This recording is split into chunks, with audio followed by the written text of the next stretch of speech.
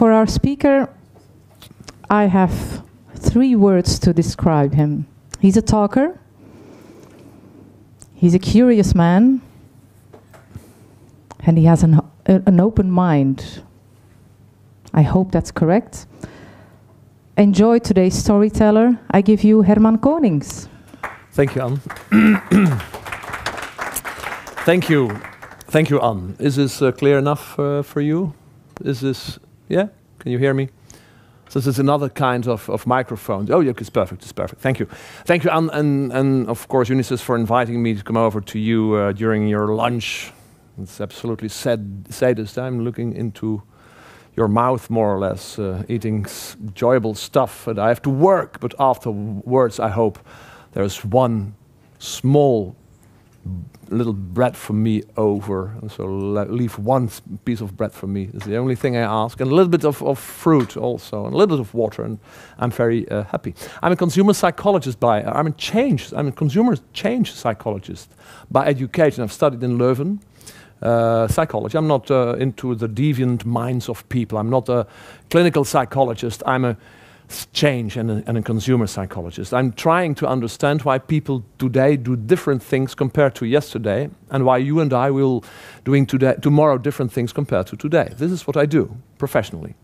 I'm giving some advice or inspiration to companies, organizations, profit, non-profit, social profit, in terms of what may happen, not what shall happen. I don't have a clue. Well, I have some clues, of course, but I can't know what will happen. And we are in 3 weeks, we are more or less in the 21st century, part 16. The 16th edition of the 21st century starts within 3 weeks, more or less, in the year 2015. And therefore, I'm going to show you some new stuff about what may happen in the future. The year of the Renaissance. The Renaissance, we try to go back or forth to the essence, to the basics. I'm going to talk to you about the shortcut economy. And the shortcut economy is an interesting phenomenon we've seen the last years. And I'm trying to give you some ideas about the shortcut economy and the revenge of the shortcut economy. These words may be some what we call sign defective words. Sign defectiveness is we don't understand what it really means up to now, but within an hour, within 15 minutes, you'll understand, I hope, if I can be, of course, clear enough to you. The year of the Renaissance, de toekomst van het alomtegenwoordig is the Dutch translation. I've put the Dutch translation for this sentence, since it is a beautiful pun-intended paradox, the future of today, more or less, of the things that are surrounding us. Now, let me show you this first.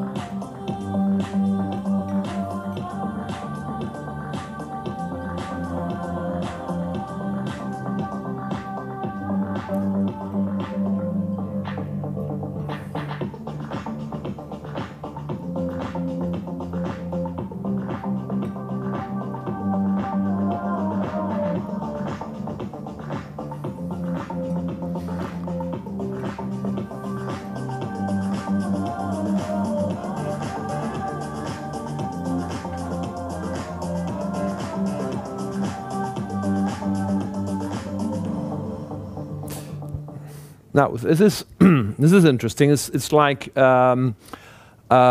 it's like the movie of how is the movie called again? The one with the helicopters, the 70s. You know, sorry, Apocalypse Now, yeah. Well, I've turned 50 this year, so I'm having some problems in reminding the beautiful pictures, films we saw in the 70s and the 80s. Apocalypse Now. It gives me the same kind of idea, in a very light format, of course. The helicopters are drones today. And this is this happened a few weeks ago. This was a few weeks before Black Friday, the day after Thanksgiving in Brazil, in São Paulo, where drones were absolutely showing new stuff, new clothes to the offices. And you didn't ask for it, but they were there. And it's a little bit of worrying, in my opinion. It's absolutely something that is happening now. Technology is everywhere, but everywhere not in the meaning of where have I put my glasses, but where in the meaning of mindware and software and hardware. Technology is absolutely surrounding us, and it's not only asking us permission, but this is happening truly today. You have to imagine, this is not possible in Belgium due to some legal stuff, but this happened in Brazil, and it's something also typical for 2014, 2015. Now, 2014, the last year, this year, was the year of fear. Let's be very honest with that. As a psychologist, I can understand, I know. The year of fear, we have seen a lot of fear happening throughout, let's say, Western European society. In the Low Countries, in Holland and Belgium, we've seen a lot of fear. We've seen the fear about the Ebola crisis, the fear about the MH17 airplane crash, and the Ukraine-Soviet Union war, or friction at least. We've seen the fear of the blackout or the brownout, which is possible the next couple of months. We've seen the fear of IS and ISIS. And the thing is, it's not something that is happening outside Europe, but it's happening here. Belgium is involved. Belgium is involved. We are the best export product of 2014 are our jihad warriors, in a way. It's something that is also influencing our behavior. We've seen the stress indexes, which is absolutely abnormal. We've seen the highest number in Belgium, also in Holland. I was in Holland yesterday. They've shown new figures about suicide. Never in history more people killed themselves as in 2014, also in Belgium. A lot of people are using antidepressive medication. The number of heavy users have absolutely going up since 1997. 1997, 3.7% heavy users of antidepressive medication in Belgium. Now in 2013, the last figures up to 7.6. It's double the number of heavy users, and not taking some from time to time some antidepressive medication. People are more than ever afraid. We've seen that. We haven't seen that since 2001, since the collapse of the WTC towers. We're in the year of fear. And then we see, as a psychologist I know, we see this mechanism coming up, the FUD mechanism. FUD is about fear, uncertainty, and doubt. And let me say to you, this is the best advice for economy, for retail, for consumption. People are, once in fear, once uncertain and doubt, likely to buy. It's not a bad advice. My mother always told me, fear is a bad advisor. Well, fear is a beautiful advisor for the economy. We'll spend once we have fear. It's not about economics. It's about having a trouble, a stress. And stress always ends up in spending behavior. So maybe this is good news, fear, uncertainty, and doubt. But still, fear, uncertainty, and doubt in the year of the Renaissance, and you see this kind of reaction. So this is The Guardian. The Guardian is probably the #1 qualitative paper, journal in Europe. The Guardian. Well, The Guardian has since a few weeks, and they know also in Great Britain, there is a lot of fear in Great Britain, they have made this app for iOS and Android smartphones. Happy for Life. Happy for Life, it's an app, and every day you get 2 or 3 tips for being happy, since there is a lot of fear and uncertainty and doubt around. So this is absolutely happening. And this is very interesting. As a non-clinical psychologist, but as a psychologist in general, and a theoretical psychologist, it's something different than the theatrical psychologist, by the way. But the theatrical psychologist is looking in a science way to the behavior of people. And what we saw this year is absolutely amazing. Taxi Stockholm is the largest taxi company in Stockholm, in Sweden, is now having a lot of taxi drivers who give clinical psychological support. So you can go to a taxi driver and you can absolutely talk to the guy or the girl about your fears, your uncertainty, and your doubts. And it works. It's a therapist behind the steering wheel. It's not a therapist in an educated way. It's just a taxi driver.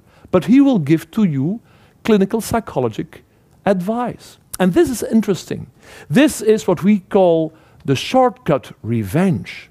Now, what is shortcut meaning? I'm going to show that. But believe me, take into mind, hold into mind, keep in mind shortcut revenge. Now, I'm a psychologist, and I'm not that happy, of course, with the idea that taxi drivers are now taking some job out of my profession. We were absolutely satisfied as psychologists in Belgium, hearing that the authorities now are paying back the bill of psychologists. If you have some problems, stop taking some medication and start to go to a psychologist. The state will give you the money back. It's going to be reimbursed. Now, this is a beautiful news for psychologists, but this isn't that good news for psychologists. If the taxi drivers at a lower rate, the only thing you have to pay is the price of your taxi, of your drive. If you want to go from here to Antwerp, it's 30 minutes. You have a 30 minutes chat with the taxi driver, giving you some clinical psychologist advice. So it's what we call the shortcut revenge. But what is the shortcut? Now, the shortcut starts here. I'm going to explain you about the shortcut and the shortcut economy with this clip.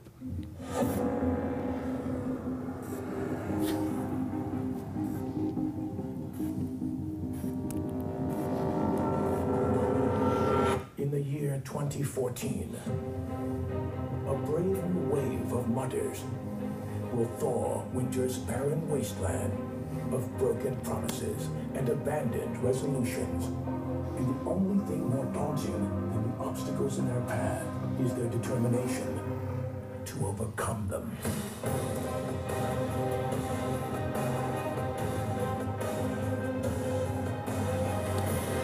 This January, assemble your team and kiss your comfort zone goodbye. Because this year, we didn't say it would be easy. We said it'd be worth it. Who knows about the tough mother? It's not a tough guy competition. It's even not a competition. Someone heard about the tough mother endurance race? No, it exists only for 4 years, since 2010. 3 ex-military people from the United Kingdom went to Allentown in the United States, a small town, and they started an event called the Tough Mudder. It's an endurance race where young people, 20 up to 35, the millennials, as we know them, the Generation Y, 2035, are having this endurance race. And if you have seen it very carefully, this clip, you've seen that women and men are doing the race together. It's not about what is typical, every sports event, first the ladies and then the men, you know? No, not here. Men and women together. The same endurance race with the same level of difficulty. And the thing is, it's not a competition. It's about absolutely trying to help someone if he or she has troubles in reaching the end. It's an obligation. If you see someone in trouble, you have to help him or her. Yes, but I have to be the first or the second or the third, or I have to beat my own time. It's not about timing or ranking. It's about reaching the end, finishing, reaching the next level. And it's so typical for the 20-somethings and the 30-somethings. The millennial generation is not about competition. Baby boomers. And I'm a baby boomer. And Anne isn't a baby boomer, but she's too young. A lot of you are baby boomers. Who is here a baby boomer? Who is between 50 and 70? Nico, well, my congratulations. You're baby boomers. You have a lot of money to spend once you're retired. You have 2.5 times more money to spend because your spouse or your partner also worked the last 20, 30, 40 years in the new economics. A lot of money is in the middle class of baby boomers available. 2.5 times more money than our parents had when they were around 50 years of age. And the baby boomers are sex, drugs and rock and roll, which is typical for the baby boom generation.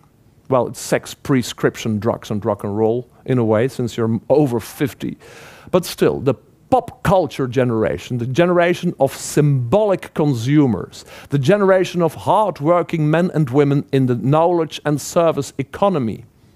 And these guys and girls, baby boomers, start to retire the next couple of years. And what is so typical about the baby boom generation, it's a generation of people absolutely competitive.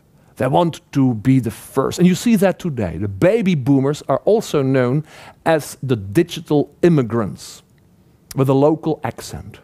We had to learn about technology.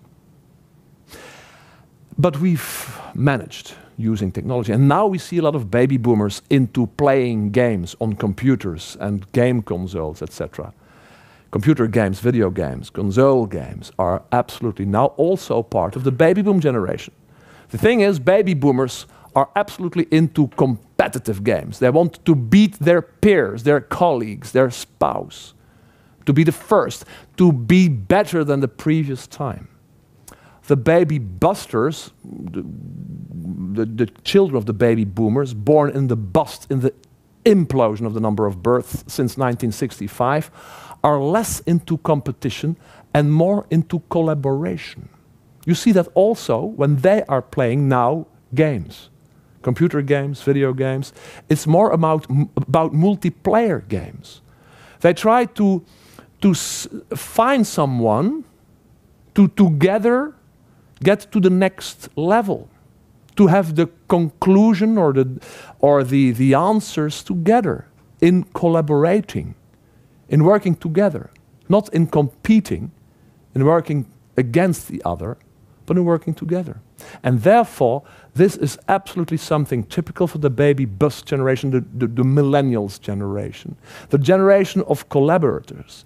Here you see, together we will find the solution, we will break the code. Together is better than alone in competition. Collaboration is typical for that generation.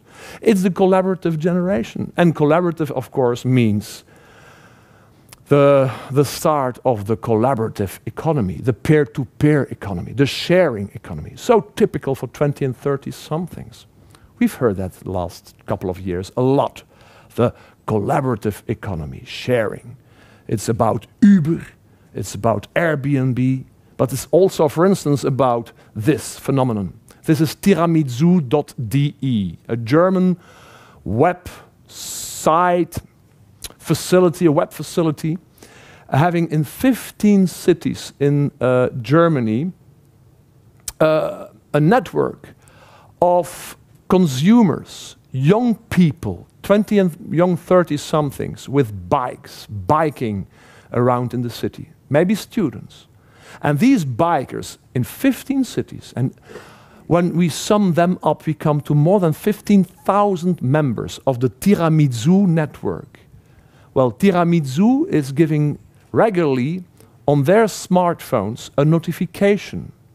These people have registered as a member of Tiramisu, so they allow Tiramisu to trace them by using GPS.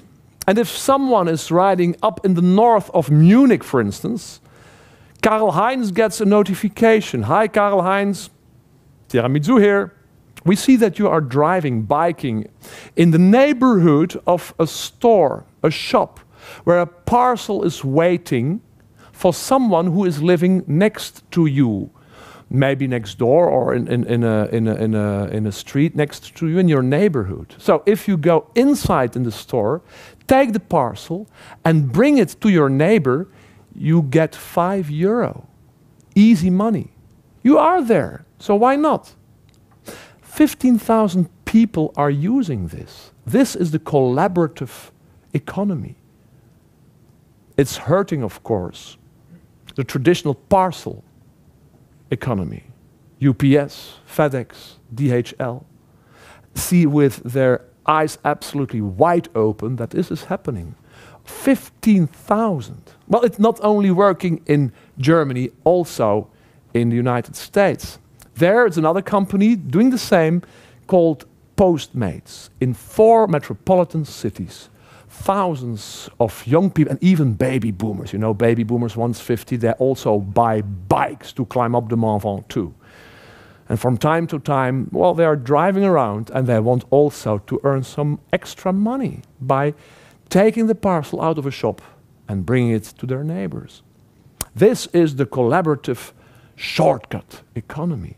We are shortcutting, consumers are shortcutting the angle of service providers, manufacturers, retailers. Uber, shortcutting the traditional taxi drivers. Airbnb, shortcutting the traditional hospitality sector. Interesting. This is shortcut economy. And it's here to stay. Well, we have to see that. This is a Dutch and Flemish example, thuisafgehaald.be. This is a digital cross bank of eaters and people who like to cook.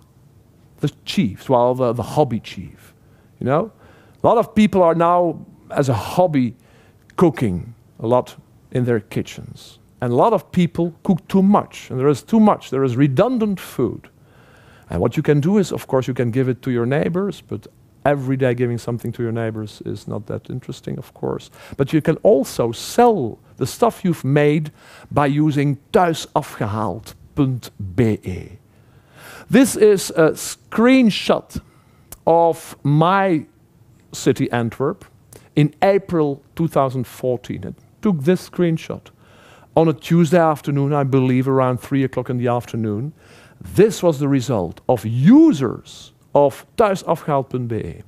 And we see in the center of Antwerp, at that time, 1,484 people who were cooking and saying, hey, I'm preparing something and I will share it to you, for money, of course.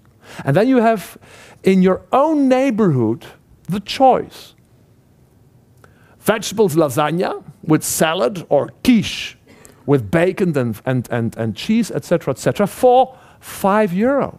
Exquisite meals for €5. I'm happy. In the neighborhood, someone cooking with his heart or her heart. In my neighborhood, I don't know the guy or the girl, but I can go over there, I can check in on the website, and I say, I'm coming to you around 7 o'clock to get my quiche or my lasagna for €5 or €4. Everybody is absolutely satisfied. Everyone is very content. Since I'm having a beautiful meal for not that much money, the maker of the food, the chief, the hobby chief, is glad he has some extra money, because you have, of course, given some money to prepare the food. And of course, there is also this social networking idea. You know, social networking, it's not like social networking, use social media. Social networking is absolutely contact people in the flesh. You have new people, neighbors, to talk to for the first time, to get acquainted to them. It's beautiful. You have this beautiful first conversation with your neighbors. Everyone is content. Everyone is satisfied, except, of course, for the caterer around the corner. The professional caterer, the traiteur, is not that satisfied, because he or she can't ask for a lasagna with salad €5. I have to pay taxes. I have to pay my personnel. I have to tolerate the guy or the girl from the health service checking my food, which is not the case within the shortcut economy. So there is an interesting thing going on, of course. But this is happening today. But also, this is the shortcut economy. Technology is absolutely wonderful in producing, in composing new stuff, relevant stuff. This is absolutely a necessity, if you ask me. This is a self-driving car, giving me rest in my head, less stress. Within Audi will bring onto the market the self-driving Audi. Tesla, as one is saying now, will have the Tesla D within a few months with self-driving features. This is shortcut economy. I'm laughing absolutely. I was reading last week that Uber is worth $40 billion. $40 billion, Uber. Within 10 years, Uber is totally obsolete. For the fact that, why should you use Uber taxis if you have self-driving cars? This will give me my stress on a lower level and give me time back. I regain time by using this car. And we have to admit also, I'm a psychologist, I should know, you and I, we can't drive cars with all permission. We can't drive cars. We don't have 360 degrees sensors or vision. We are having a rather slow reaction skill. Our reaction to unforeseen events is too slow. It costs 3/4 of a second before and it's not the case that I'm a stupid guy, but because I or you will step on the brake if there is an unforeseen incident or event. We are too slow. Maybe we have had a drink or two or three with even slower reaction, or with we may fall asleep behind the steering wheel. Well, this won't happen with this kind of cars, perfectly traced by trackers. This is absolutely an interesting evolution for the retail people. We're working last couple of years a lot for cities, and the cities and the retail groups of cities are absolutely having a tough time. They're saying, well, we have now 7 million cars in Belgium. We have 11 million Belgians and 7 million cars. And more, the car is absolutely not wanted in the center of a city. But I have my shop in the center of a city. And people don't have time. And it's 5 to 6, and the shop closes at 6. And when I arrive with my car after the traffic jam, there is traffic jam, we've seen double the time lost compared to 10 years ago due to traffic jams. And if it is 5 to 6 and I want to stop at the standaard boekhandel, because I want to go for a book, to smell the book, you know, and to take it and to feel it and to pay it over there. It's 5 to 6, arriving in the center of a small city in front of a standard boekhandel. And then there is a big problem. I don't find a parking space. Now this will work. You say to the car, let me out here, go drink something in a gas station and come within 15 minutes back to pick me up. And this will work. It gives me less, I can work in the traffic jam. I can make my mails or talk, well, we can talk also to clients during the drive, but we can sleep. On a Friday evening after a hard working week, you want to go to the Provence? Well, you can sleep in your car, and the car will drive you to the Provence. This is absolutely interesting, but still it is shortcut economy. Taxi drivers will become obsolete. Uber, not necessary anymore. Taxi drivers not only, truck drivers. This is what Walmart now is testing, the self-driving Walmart truck. Interesting idea. Also for the economy, Well, the economy of Walmart, of course. And the truck drivers, well, they have to find another solution, another job. It's interesting to think about that, but we also have to think back to 200 years ago. 200 years ago in Paris and other large cities, the water carriers were out of work since there was aqueducts installed in the cities. 100 years ago, a lot of gaslight instigators were out of the job since we had electricity in the cities. 50 years ago, all around the world, in Europe, in Belgium, in small villages and large cities, a lot of local film theaters were closed down because we have taken into our hearts and into our houses the television set, the tube. 10 years ago, you and I were running after the vacation with our analog photo collectors, and the analog photo film things, going to the photographer to give him or her the mission to develop my photos. And 5 days later, it was within 5 days, we could collect our pictures, our vacation pictures. Well, nowadays there are some photographers, but not developing pictures anymore, because we are using digital photo cameras and we are developing ourselves, our photos, our pictures. And where are the salesmen of CDs, of music? Where is the videotheque today? Netflix has another opinion about the future than the videotheque. Now, it's a simple part of life, the shortcut economy. And then we see the shortcut revenge. 3 absolutely very famous, well, very important industries: the hospitality industry, the retail industry, the hospitality including taxi drivers, of course, but also hotels and restaurants. The retail industry are absolutely getting hurt by the shortcut economy, the transportation economy, the mobility economy, the parcel delivery economy, etc., etc. And now we see the shortcut revenge, like the taxi driver becoming a shrink behind the steering wheel.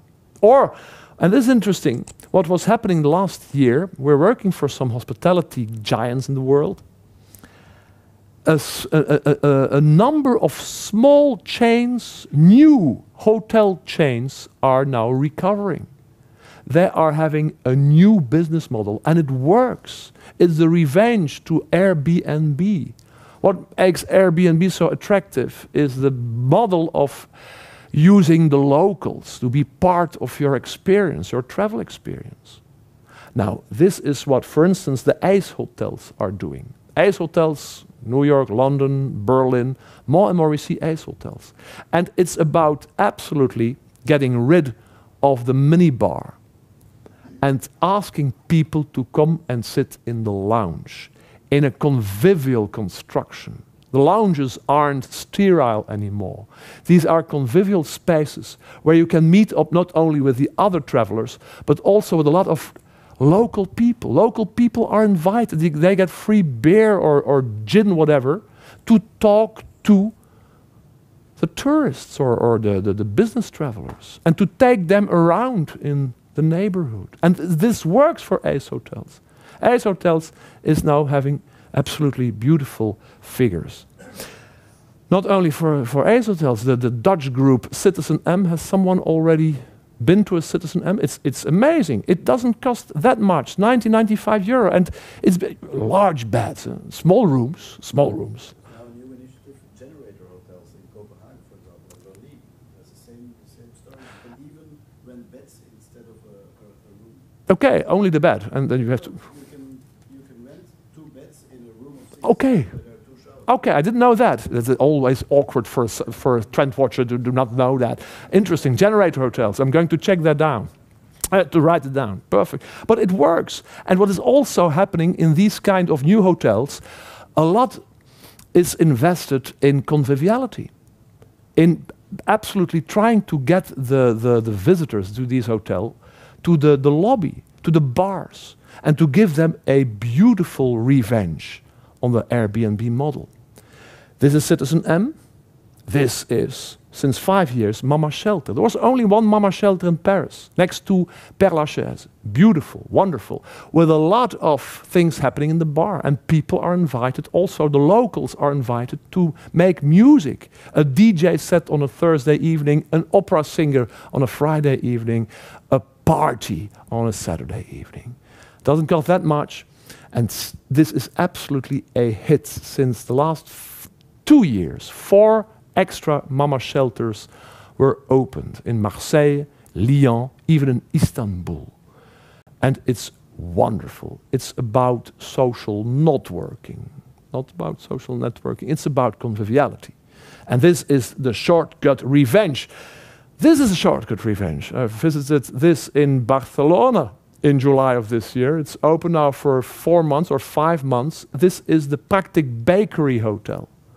And it's absolutely sold out. The Practic Bakery Hotel is a beautiful design hotel, but you eat with the view on the bakery. It's literally also a bakery. You smell the baked goods. It's not about a spray with baked goods. It's real stuff baked for you. It's a window, floor-to-ceiling window. You see when you are eating your breakfast, you see your stuff being made by bakers. It's wonderful. It's giving an extra experience. And it's therefore doing something that Airbnb can't, between brackets also. This is the shortcut revenge. They have learned the lesson of beating the shortcut. Because this is inside the room. It's also with references, of course, to the bakery. And this is a shortcut in a way, of course. This is intuitive technology. Intuitive technology, beautiful, wonderful. 2 years ago, we said, it won't work. And it doesn't. Well, it works in a technological way, but doesn't work in a personal way. You don't want to have some, after my presentation, making some connection with other people here around, having a nice piece of bread. Only one bread for me left, believe me. And then someone is having the Google Glass on his nose. How would you find that? You find absolutely penetrated in your mind. It's absolutely not for social meetups.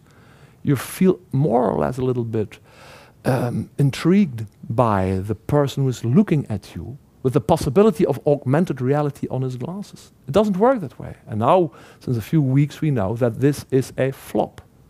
It's a perfect device for engineers, for mechanic people, for architects, for museum visitors, but not for the interpersonal traffic. It doesn't work that way. And it costs $1,500. A lot of geeks, 20-somethings, find this too much. It's absolutely expensive, but geeks are very smart, of course. This is the answer of the Google Glass. There are now, even in the United States and Canada, communities known as the glass hole communities. It's about Google Glass, the glass assholes, glass holes, using this device on their noses. It doesn't work this way. It is even getting worse if you look here.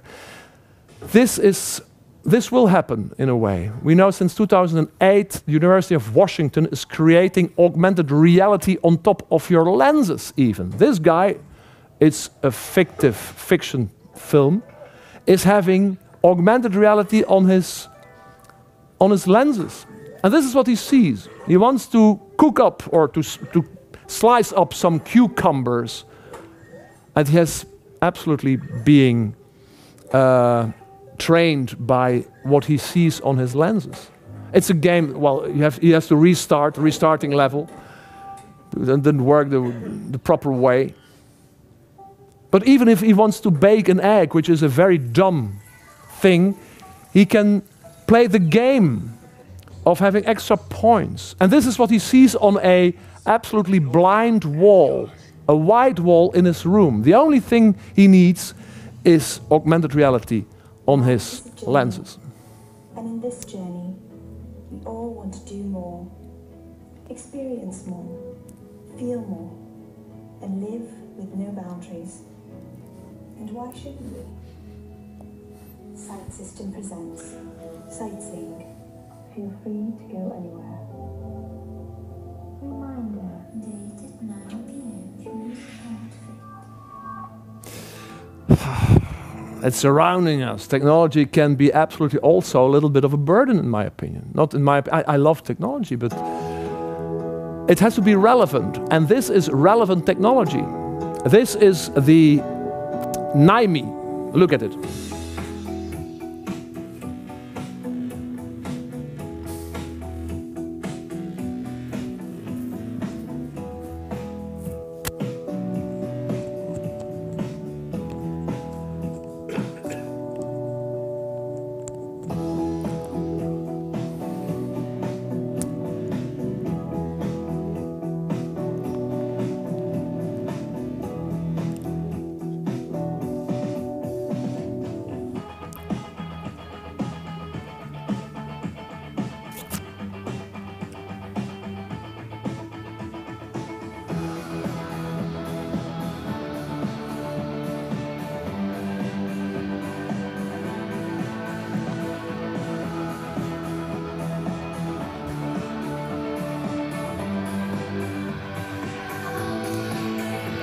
So this is absolutely authenticating you. It's a bracelet. Well, I say 2015 Apple Watch, eat your heart out. Huh? It's not that innovative. This is innovative.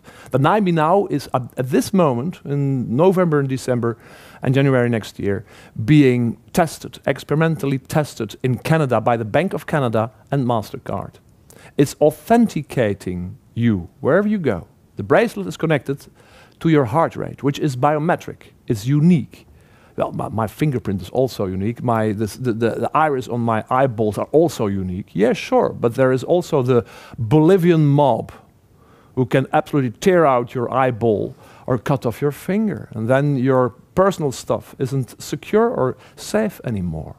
But this is secure authentication. It gives you time back. It's relevant. You don't have to remind stuff. 50 plus, the baby boomers here, we don't have to remind our passwords anymore. It will be automatically streamed. This is relevant technology. It doesn't hurt me. Ambient shopping is made possible. You shop, you don't have to pay it. Immediately is being paid by means tijdperk van de relevantie, which is, sorry for the Dutch. And this is, with 7 minutes left, 7 minutes left. This is happening. This is intelligence, technology we're going to use in the retail, for instance, or hospitality. You can check in at Citizen M without the cashier or someone behind the desk, but there's always someone around to help you instead of. You have difficulties in checking in by technology. This is BMW. We're working from BMW. BMW, also in Belgium, is now using the product geniuses, like in the Apple stores. You know, in the Apple stores there are product geniuses, young boys and girls with beautiful, nice T-shirts, not beautiful T-shirts, nice T-shirts, product genius, explaining you about technology. If you don't understand technology, but 80% of the people don't understand technology, there is a product genius explaining you the car. Your dream car is constructed, composed by means of a guy who talks your language, who immediately can understand what you want, which is not the case with Siri kind of digital agents. Now it's a guy or a girl explaining you in your language, I mean your mental language, about the dream car you want to compose. But the dream car is composed by means of a tablet. It's beautiful digital stuff. And now we see the rise of augmented intelligence. It's the intelligence of technology combined with the intelligence of people, intuitive intelligence. And this works the best. Believe me, we've seen studies. Remind you of a study made in, done the last 2 years in the United States and Canada of oncology specialists, you know, cancer doctors who made up after the diagnosis of cancer, their treatment plan. And it was absolutely astonishing, if cancer specialists made makes up his first treatment plan, it's only for 50% accurate, 50% accuracy. When someone with his intuitive intelligence is making you a treatment plan, 50% is inaccurate. Afterwards, it will be changed, of course, but time is, of course, passing by. Now, if a computer, data intelligence computers, is composing a treatment plan for you, if you have cancer, the accuracy is 70%. But both the doctor and the computer will give you an accuracy of 90%. And therefore, this is absolutely the thing that is happening, augmented intelligence. We have this kind of, this relevant technology. This is a digital storefront. You can swipe during the night when you're passing, or in the evening hours when the store is closed. You can swipe and see the new collection and make a reservation for the stuff. I'm going to come back tomorrow or the day after, so reserve it for me only for fitting. I don't have to buy it, I will fit into it. Gap CNA of America, Gap is now having, with success, the reserve in store function.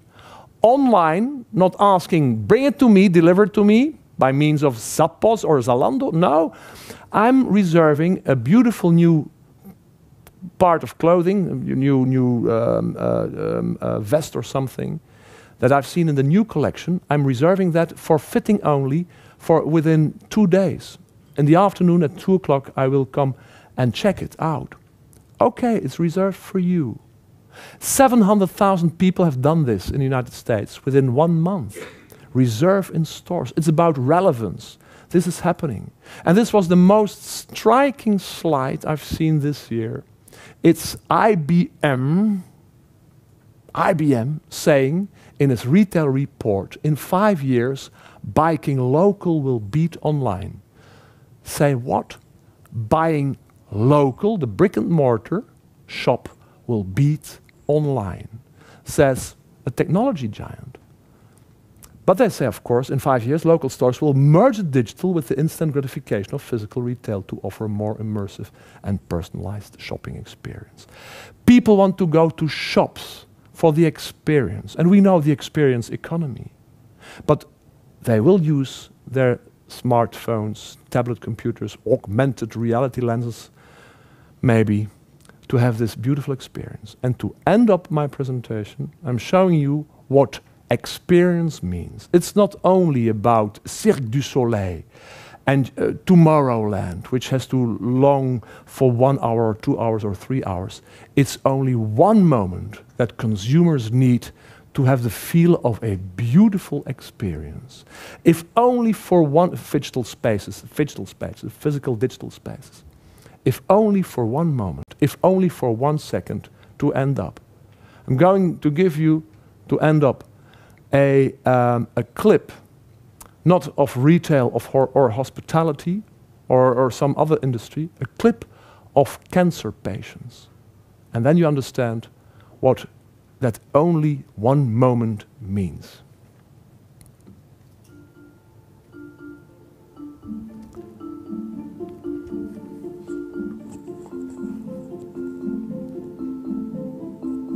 Ça fait 2 ans et demi que je suis dans la maladie. Et le problème, c'est que je ne suis pas guérissable. Donc ça, c'est dur à accepter. Ça a commencé l'année passée au mois d'octobre, quand les résultats sont tombés. Donc j'ai fait un cancer foudroyant du poumon. On vit quand même toujours avec une épée de Damoclès sur la tête. Et on ne peut pas s'empêcher de ne pas y penser. On perd l'insouciance complètement quand on apprend qu'on est malade. Surtout que moi, j'étais très insouciante de la vie. Je la croquais à pleines dents. Enfin, j'aimerais tellement la croquer comme avant. Pour l'instant, c'est pas possible.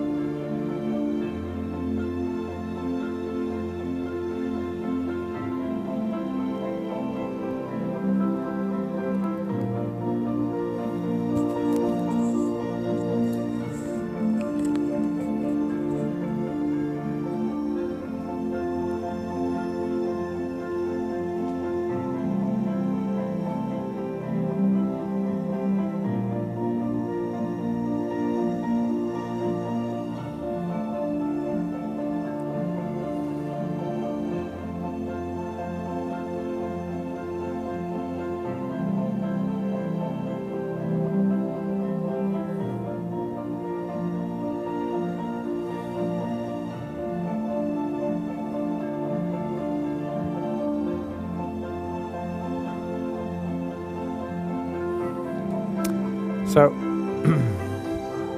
so this is what is okay. Sorry, yeah. This is what it's all about. This is psychology. In a technological world, people want this. This is going on a digital diet in a way. Technology is absolutely very important in terms of relevancy and giving me time back, so I can have more time for my children and my spouse. But this is also important. This absolutely non-technological feel of a smile of service providers. This is absolutely interesting to see. And this is the last slide with a beautiful expression made by Marshall McLuhan saying, "The story continues once the book closes." My book closes here. I hope you have understood the impact of shortcut economy and the revenge we see nowadays and in the next couple of years. I thank you for your attention. Now, who has won the glass or the bottle of champagne? You should know that by now. First, okay. Does anyone have questions? Oh yeah, sure. I have to work more. Yeah, okay. So, but all kinds. No, I have the time. Someone with questions. Okay, that can mean that you didn't understand anything or you've understood everything. Ah, okay.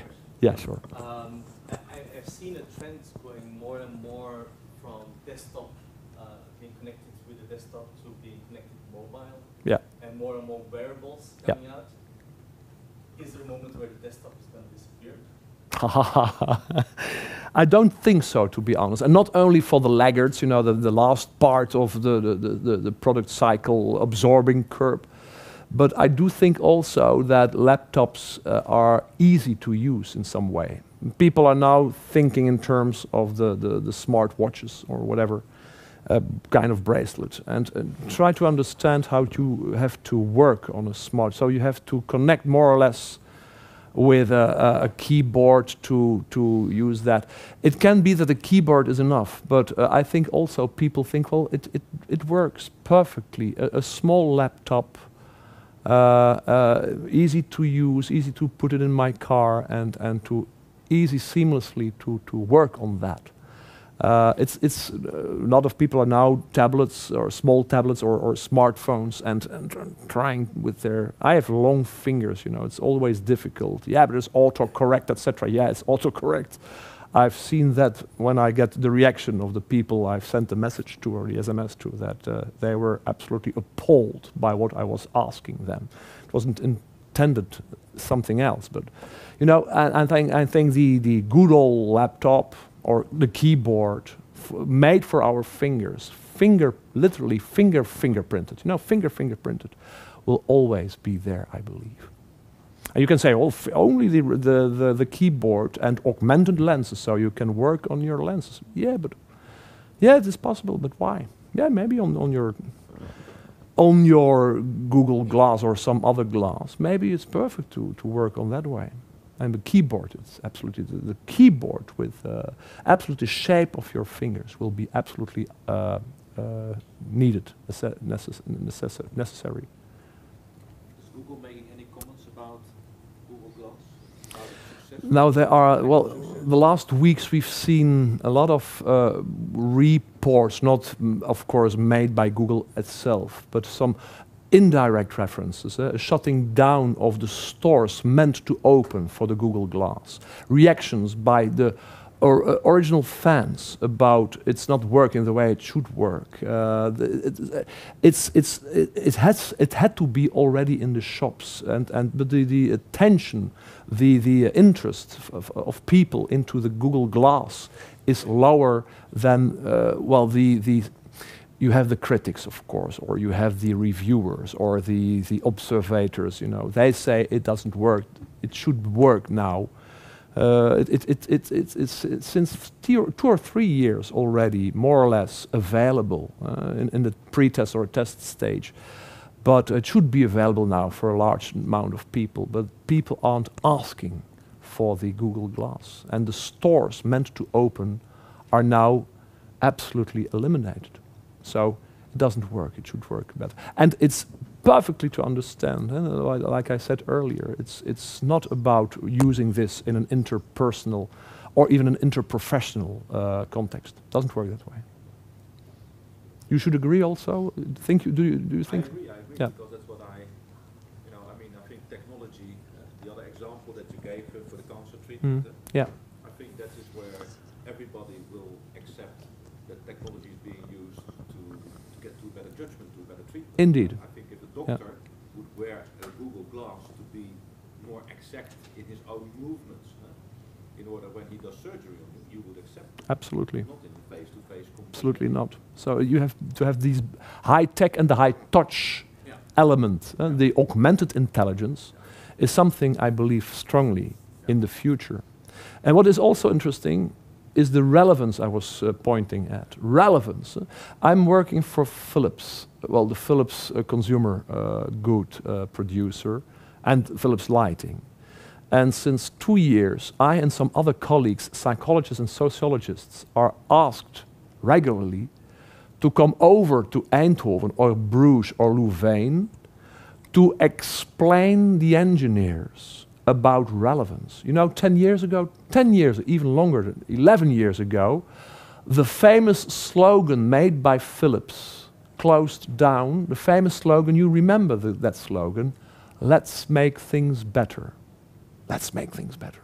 It's stupid if you look at today at that slogan. Very stupid. Let's make things today, let's make things better. Saying, well, we are engineers of Philips and we make not that good stuff, but let's make things better. So they've changed that in 2003 into sense and simplicity. That was a reaction to Apple. Apple with its sensual design and simple interface, etc., etc. Philips said, well, we have to make our stuff sensual, sense, and simple, simplicity, sense and simplicity. Now they have also teared down the sense and simplicity slogan. Now they are about to launch a new slogan, and the slogan is about relevance. Relevance means we don't make simple or cheap or sensual stuff. We make stuff for people who need that kind of stuff. And they are saying absolutely, we've been for tenths of years an engineering company where the engineers made beautiful stuff. The CD player and the cassette player, etc., and television sets made by engineers because the engineer knew that this would be absolutely a bomb. Now the engineer is making stuff not relevant for people. And therefore, since 2 years, it's absolutely important for Philips to take also the psychologists into the part of making. Psychologists, we have to explain engineers about the relevance of products. But yeah, I know better, I have a beautiful idea of a product that works, but you have to listen to the market first. So keep in mind to get in the mind of the end user. Also the internal end user, if business to business, what your co-workers, employers, etc. need. So get into the mind, not by surveying, but by doing some anthropology or psychology to understand how people work. UCB, here in Anderlecht, UCB is saying we're not a pharmaceutical company anymore, we are a relevant company into bioengineering. We don't want to make only medication, but also we be part of the self-driving car. So the self-driving car becomes a personal ambulance, you know, a personal ambulance in English, a personal emergency car. If you have a small heart attack, you can go to your self-driving car and everything will be also spotted and monitored. So the doctor or the clinic, the hospital knows what will happen. So this is now UCB, making relevant products, not only the products they know that will work in terms of medication. Relevance is becoming very important. Can I suggest we talk further with Herman and you ask all your questions during the lunch? The lunch, yeah. your lunch. Yeah, your lunch. Yeah. Thank you. Thank you, Herman. Thank you very for much. your inspiring talk. Thank you very much, Anne. Thank you so much. But you reminded me well, I have a bottle of champagne to give, and that bottle is for Muriel. Gilbert, you were the first one to tweet. Thank you so much.